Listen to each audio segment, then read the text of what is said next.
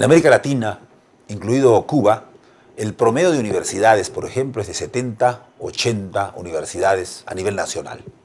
Inclusive hay poblaciones o países con poblaciones menores que las nuestras que ya tienen un promedio de las universidades que tenemos nosotros. Pero aún así, el concepto, por ejemplo, de masificación, de existencia de muchas universidades en el Perú, es una propuesta y un comentario de muchas autoridades también.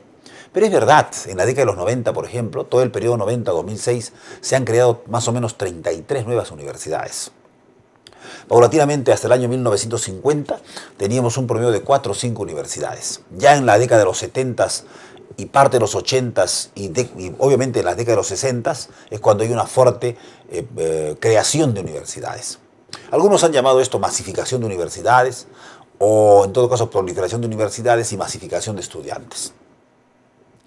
Precisamente cuando nosotros notamos de que hay relación o no entre la cantidad de estudiantes que aspiran a educación superior universitaria y cantidad de universidades, hay una correlación. Lo que pasa de repente es que la calidad se ha relajado y que se ha masificado la universidad pública como la universidad privada. Sin embargo, la reflexión consiste en analizar la problemática de América Latina.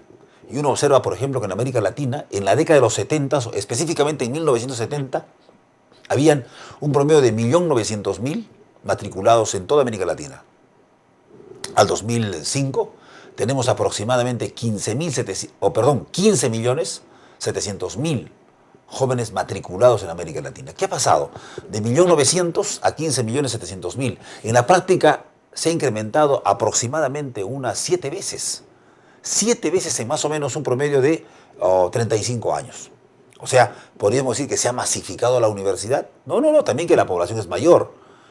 Por eso hay que tener mucho cuidado con el concepto de masificación, cuando la verdad lo que ha ocurrido fundamentalmente es que ante una necesidad y una carencia del Estado por afrontar el problema de la educación superior pública, ha tenido que generarse universidades privadas y obviamente con ello el crecimiento de la población estudiantil.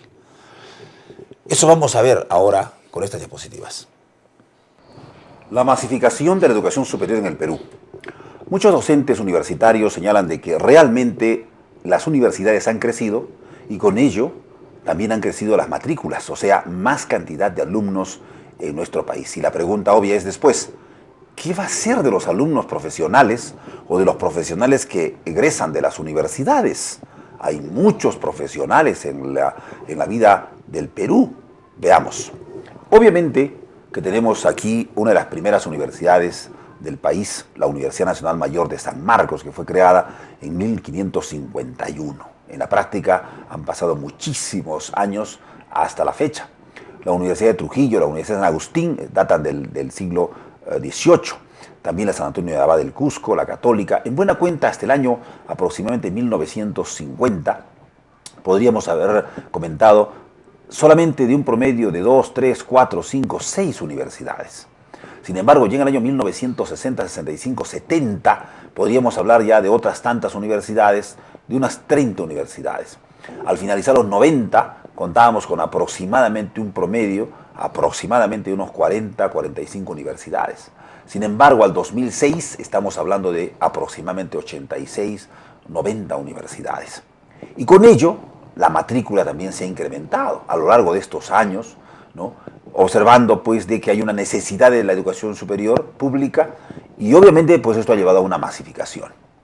La pregunta ahora es, ¿y qué proponen después de observar esta masificación? Cierre de universidades, retiro de estudiantes de educación superior en el Perú que busquen otras opciones.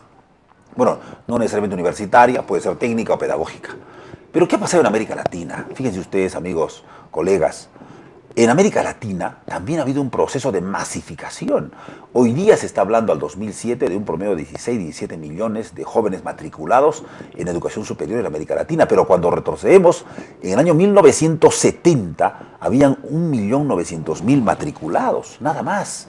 Pero hoy día estamos hablando de 16 millones de matriculados. En buena cuenta, la matrícula ha crecido en 8 veces aproximadamente, pasando de 1.900.000, 3.600.000, 4.600.000, 6 millones, 6.700.000, a los 10 millones, 11, 12, 12, 13, 15, y hoy día se habla de 17 millones aproximadamente de jóvenes que están estudiando en las universidades. Y a nosotros creo que eso nos debería preocupar enormemente, ¿no?